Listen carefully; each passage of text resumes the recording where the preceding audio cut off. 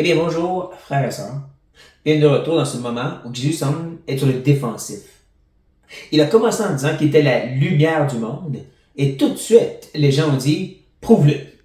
Il l'a mené en cours, et c'est là qu'est sorti son témoin par excellence, Dieu le Père. C'est là que Jean nous dit que certains ont cru.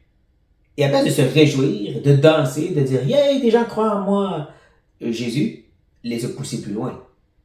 Vous devez demeurer dans ma parole, persévérer jusqu'à la fin pour être vraiment affranchi. Ouais. Jésus n'a pas juste pris leur foi momentanée pour dire ils sont sauvés. Et on l'a vu parce que rapidement, justement, ils ont commencé à repousser. Comment tu peux dire qu'on n'est pas libre? Nous sommes des postérités d'Abraham. Nous sommes libres. Mais Jésus leur fait comprendre, non, vous êtes esclaves du péché. Et il a même terminé en disant, vous n'êtes même pas fils ou fille d'Abraham. Vous n'êtes pas vraiment de ses enfants. Ça, c'est la dernière note qu'on a vue dans notre vidéo. Comment est-ce que le peuple va réagir? Reconnaître leur péché? Se confesser? Se repentir? Non. Ils lui répondirent, notre père, c'est Abraham. Jésus leur répondit, si vous étiez à la fond d'Abraham, vous feriez les œuvres d'Abraham.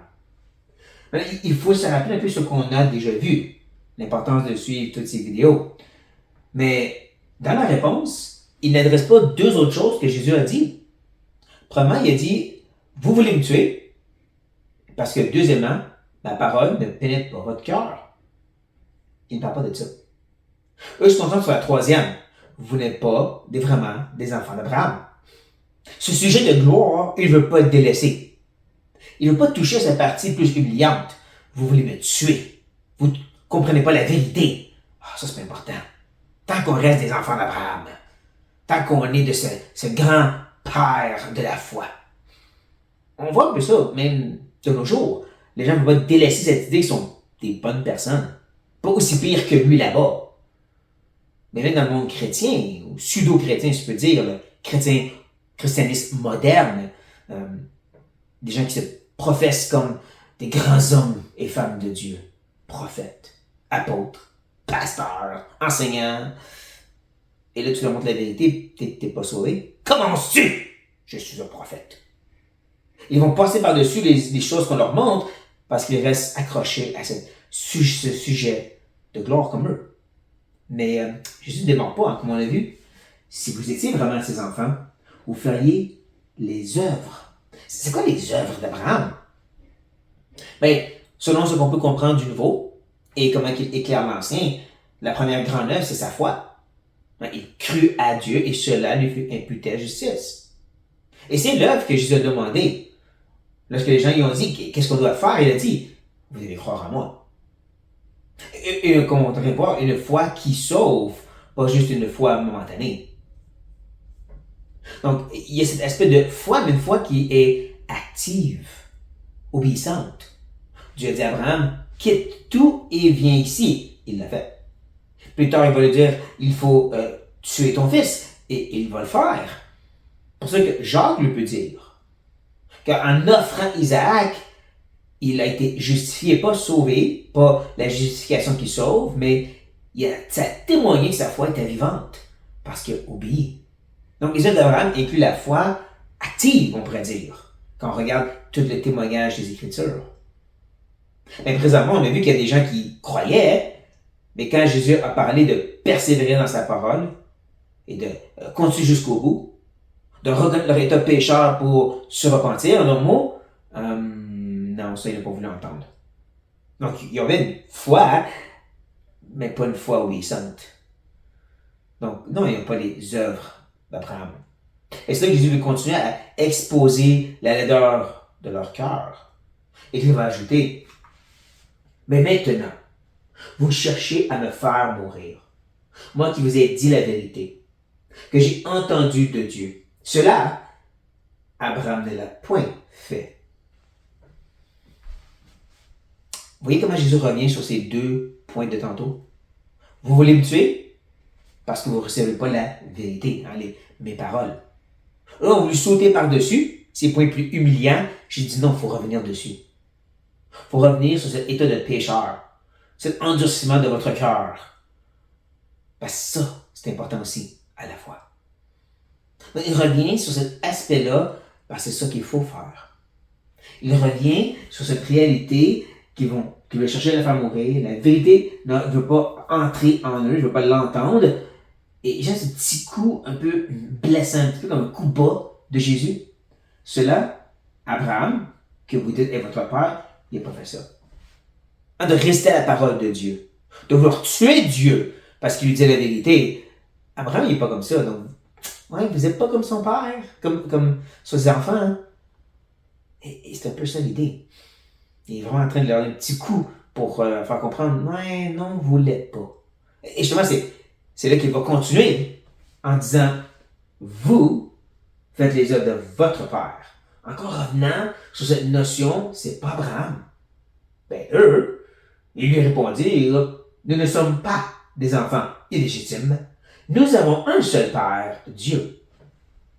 À part de s'humilier, reconnaître qu'ils sont vraiment encore esclaves du péché, ça c'est dans l'autre vidéo, ils veulent en place s'enorgueillir plus.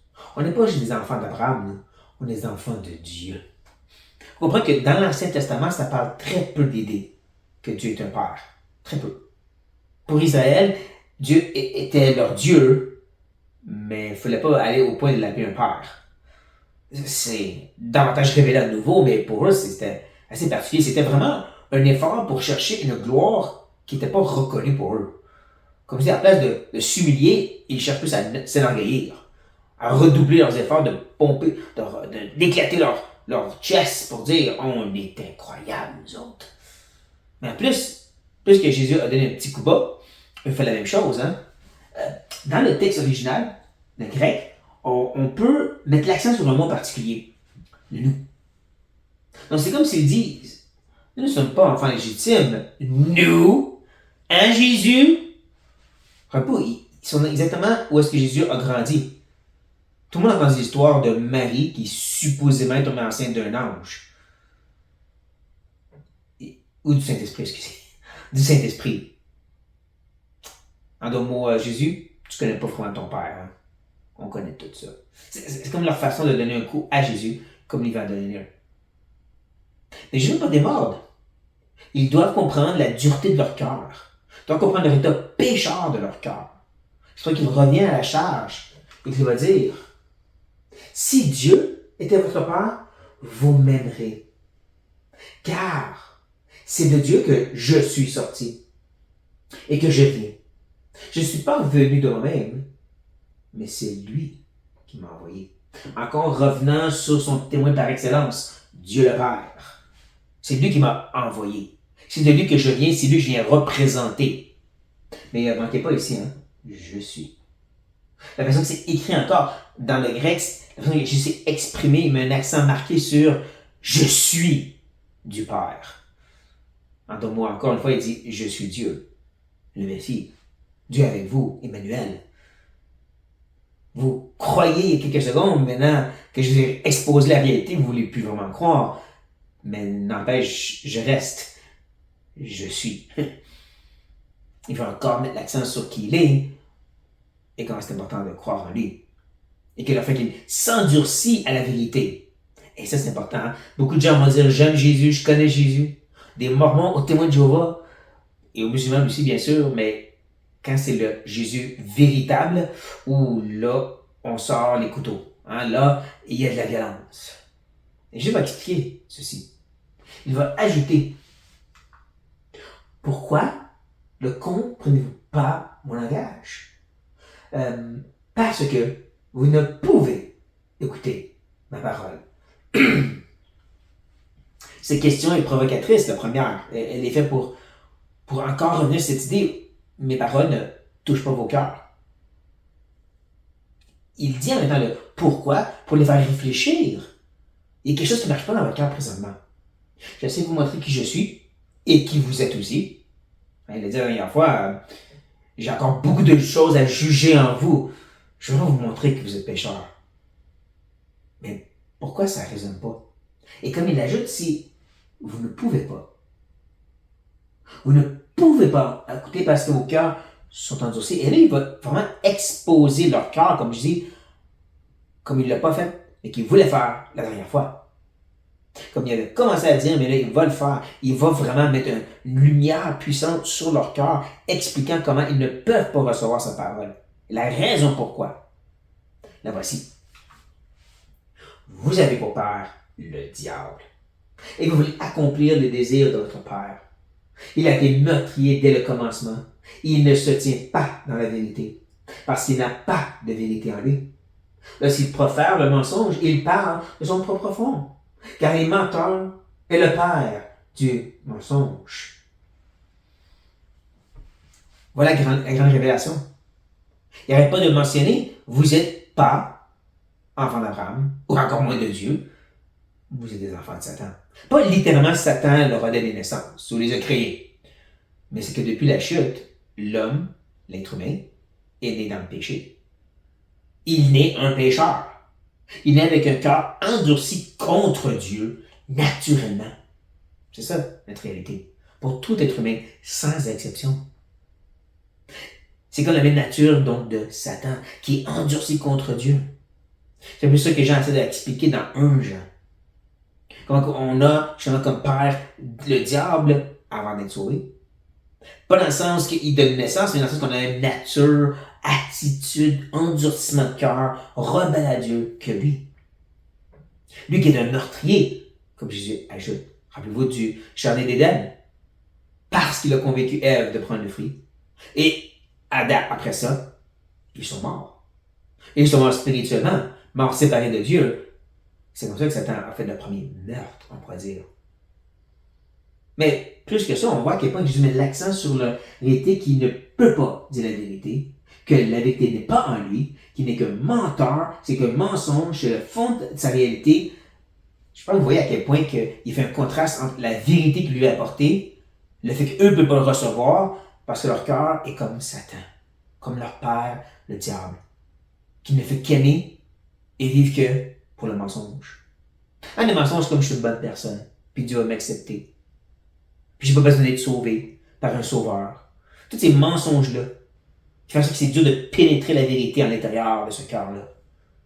Et c'est un peu là que Jésus va en aller. Il va faire comprendre, voici votre réalité. Il veut exposer leur cœur, cherche le mensonge pour ça que sa vérité ne les touche pas. Il va justement ensuite proclamer ceci. Et moi, parce que je dis la vérité, vous ne croyez pas. Alors voici la conclusion de tout ceci. Vous avez le même cœur que Satan, et donc, quand je vous partage la vérité, vous ne pouvez pas le recevoir, et donc réellement croire. Encore, j'en dis, il y en a qui ont conclu, qui semblaient avoir une certaine croyance, mais pas une qui sauve. Pas une de comprendre, je suis pécheur, je suis digne d'un jugement, et j'ai besoin d'un sauveur qui prend ce jugement. Ils ne peuvent pas croire à cette plénitude de qui est réellement Jésus, qu'est-ce qu'il est venu faire et pourquoi. Ils peuvent voir qu'il fait des miracles et il est extraordinaire, comme beaucoup dans le monde maintenant, et même tristement dans certaines branches chrétiennes. Jésus, il est incroyable, on va l'appeler Sauveur, mais Seigneur, on va dire qu'il est Fils de Dieu. Mais quand on prend le temps d'écouter tout ce qui est dit de ces lèvres-là, on réalise qu'il ne prêche pas le même Jésus de la Bible. Il n'est pas Dieu fait chair, il est un homme que Dieu a béni pour faire ça. Et ainsi de suite. Et ainsi de suite. Et donc, il ne croit pas vraiment. C'est ça que Jésus veut leur dire. C'est là la conclusion de son message. Et c'est maintenant que Jésus va dire quelque chose d'assez particulier et bizarre. Qui de vous me convaincra de péché? Si je dis la vérité, pourquoi ne croyez-vous pas? Qui me convaincra de péché? Ça sort de où? Contexte. Contexte, eux veulent entendre le mensonge. Jésus prêche la vérité. Eux ne veulent pas entendre la vérité. Donc, il voudrait que Jésus dise le mensonge. Dit qu'on est croyant nous aussi. Dit qu'on est accepté devant Dieu comme tel qu'on est. Dit qu'on n'est pas esclave, mais vraiment des fils de Dieu. Mais je dis, qui de vous me convainc de mentir, de pécher ainsi? de diluer le message de vérité. Je ne peux pas faire ça. Et c'est pour ça qu'il remet à la charge la deuxième question. Si c'est la vérité, donc, et pas le mensonge que vous voulez que je mentionne, si c'est la vérité, pourquoi ne croyez-vous pas? Et c'est là qu'on a cette tension entre la réalité que l'homme est endurci, cherchant le mensonge, ne voulant pas la vérité, mais qui reste responsable quand même devant Dieu, quand la vérité est prêchée. Jésus, qui leur a dit, vous êtes des fils de Satan, vous êtes des menteurs comme lui. C'est pour ça que vous ne voulez pas entendre la vérité. Mais si vous n'en l'est pas, vous devez l'entendre quand même. Cette tension que des fois on essaie de résoudre de différentes façons, voici que je la laisse telle qu'elle. Vous êtes endurcis, mais vous devez quand même croire. Voilà le message. Qui va amener notre conclusion, au moins pour aujourd'hui. Une parole qui frappe au cœur de ses lecteurs ou des gens devant lui, quand il dit « Celui qui est de Dieu écoute les paroles de Dieu. » Vous n'écoutez pas parce que vous n'êtes pas de Dieu. Ça revient à l'élection un peu. On l'a déjà vu dans d'autres des chapitres, comme le chapitre 6. Une autre interaction que Jésus a eue. Comme quand il n'arrêtait pas de leur faire comprendre c'est quoi le salut, puis il résistait. Et comme il dit, si mon Père ne vous attire pas, si mon Père ne touche pas le cœur ici, pour enlever ce mensonge, votre tendance vers le mensonge, vous n'allez pas venir. Celui qui n'écoute pas, c'est parce qu'il n'est pas de Dieu. Mais au contraire, celui qui écoute cette vérité et qui est touché, il est de Dieu. C'est pas pareil pour nous. Premièrement, qu'on doit prêcher la plénitude du message. La plénitude qui pointe vers notre état pécheur, le besoin de savoir qu'est-ce que Christ est venu faire à la croix. On doit faire comprendre aux gens et leur montrer la vérité qu'ils ne sont pas des bonnes personnes, mais vraiment sur un jugement que Jésus a pris sur lui. Mais de comprendre, les cœurs devant nous sont endurcis. Ils sont des enfants de Satan qui cherchent et désirent le mensonge, mais ceci n'excuse pas qu'ils ont besoin d'entendre la vérité. Ceux qui sont de Dieu vont le recevoir, mais ceux qui ne le reçoivent pas ne sont pas de Dieu. Ça, on ne connaît pas toute leur vie. Pas parce qu'ils ne le reçoivent pas maintenant devant moi, veut dire qu'ils vont pas le recevoir plus tard avec un autre. N'empêche, tant que la personne résiste à cette parole de vérité, on ne va pas diluer le message, on ne va pas pécher, hein, comme Jésus a dit, qui va me convaincre de faire ça. On ne dilue pas le message, on le laisse tel quel. Et si tu ne le veux pas, c'est à toi. Et je vais même aussi l'amener dans le monde chrétien. Comme je dis, c'est grand monde vaste où tout le monde dit Jésus est Seigneur, Seigneur. Lorsqu'on leur montre la vérité, que ce qu'ils disent n'est pas de Dieu, ceux qui sont de Dieu vont le reconnaître et se repentir. Ceux qui ne sont pas vont rester endurcis dans leur raisonnement. C'est là qu'on a réalisé que nous, maintenant, on n'a pas à les écouter. Parce qu'ils ne veulent pas écouter Dieu. Dieu nous a donné sa vérité, elle est écrite, c'est tout ce qu'il essaie d'exposer. Ceux qui ne veulent pas l'entendre, ils ne sont pas de Dieu. Prenons au sérieux qu'est-ce que Jésus nous dit ici. Ceux de Dieu vont prendre, écouter et se soumettre à sa vérité. Sur cette note, frères et sœurs, soyez bénis.